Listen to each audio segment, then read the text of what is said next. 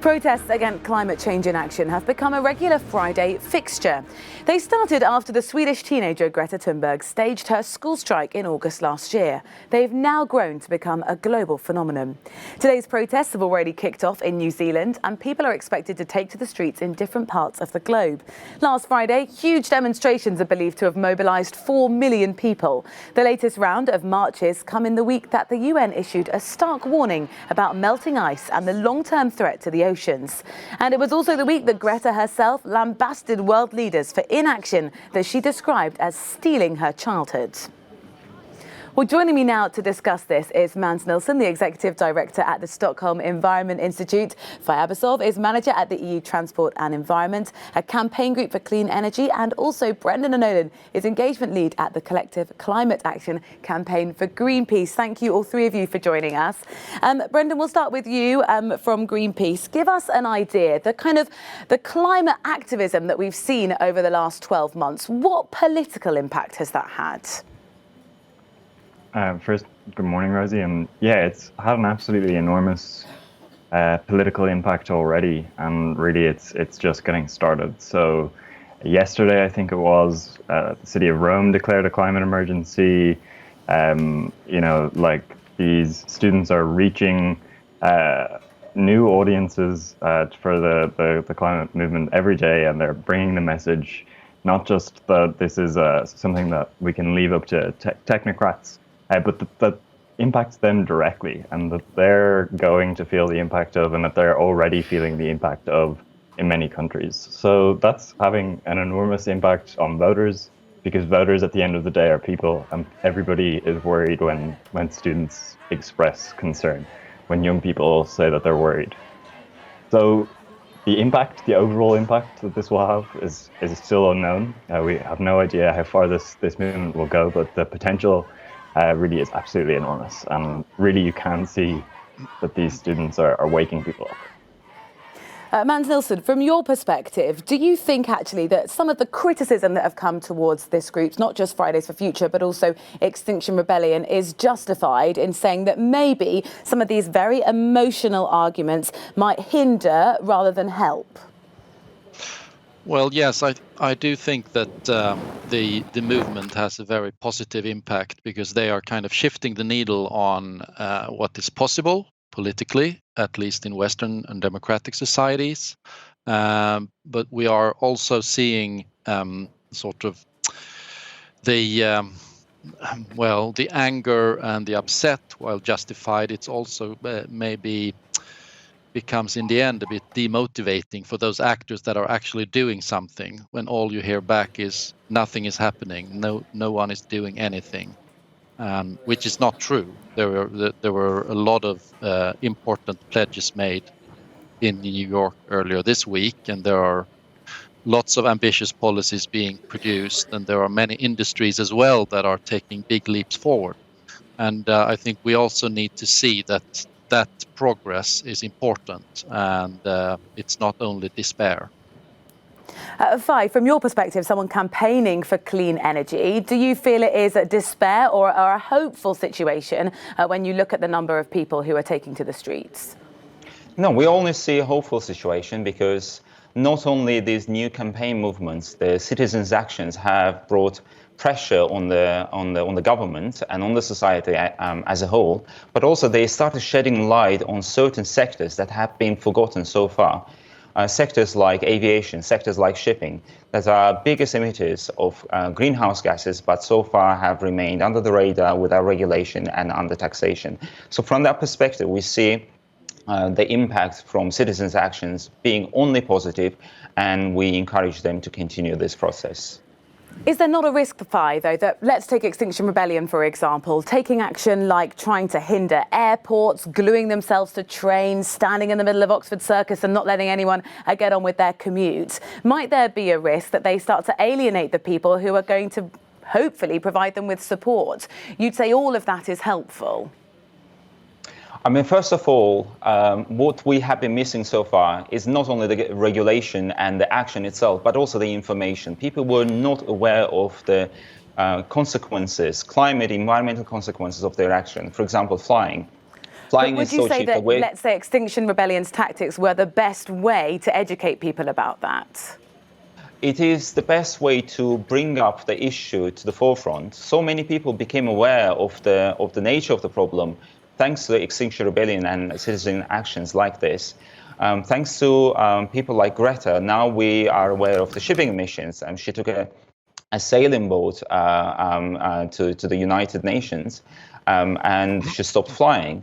I mean, these are the actions that will bring the issue to the spotlight, and from that point on, generate enough pressure on the government and on the society so that we can slowly start moving towards the final solutions. Brendan, I can see you nodding along a bit. From another campaigning group, do you agree that all the tactics are appropriate? Yeah, absolutely, I do. And rather than get into a discussion of which is the best tactic, I guess, students have different means at their disposal. So than some of the people taking part in some of the Extinction Rebellion actions. Totally celebrating that people are taking different levels of action that they can, and they're doing what's available to them and what's in front of them.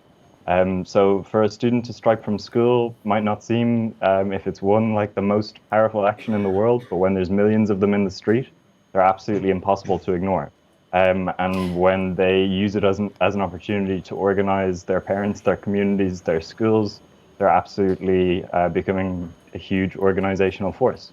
When Extinction Rebellion are able to shut down fossil fuel infrastructure or force a debate or bring London to a standstill, again, it forces a discussion. And that's where we need to be, because we need to move beyond noticing the problem to understanding and thinking about the problem and thinking about it together.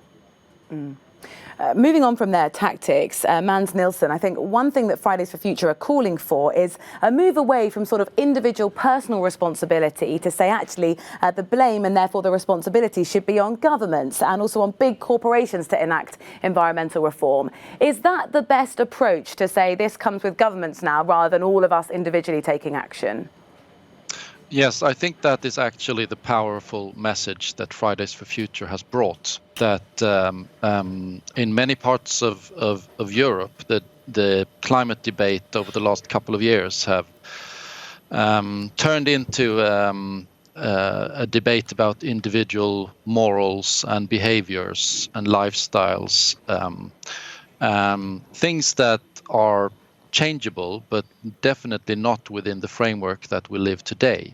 So we definitely need to shift from this focus on individual moral to government action and industry action and city action, which are the places and we live in and the policies we are under. That is where you can have the bigger shifts. If the politicians really believe this, would they not have put in some action already?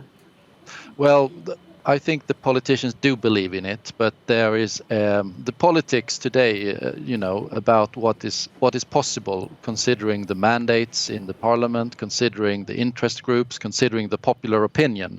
And what this movement is doing, it's shifting the popular opinion so that it's no longer acceptable for a government. If they want to be re-elected, they need to have a credible response on climate change. So that popular opinion, ultimately they're hoping, will then lead to political action. Fai, just from you, we saw at the UN this week some claims being made by governments saying they're going to take action, but actually the biggest emitters, China, Brazil, for example, making very limited claims in what actually they were going to do. What will it take to generate countries like that to say, OK, we're going to take this seriously when it comes to not just words, but actual policy? To an extent, if we're looking at not only at the commitment, but also real action. For example, China is doing way better than many developed nations in the world in terms of putting the money where the mouth is.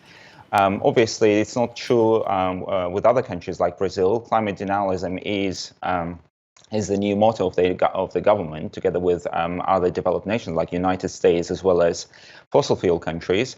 But when it comes to real action and the global cooperation, there needs to be a climate leader. There needs to be a driver of this ambition.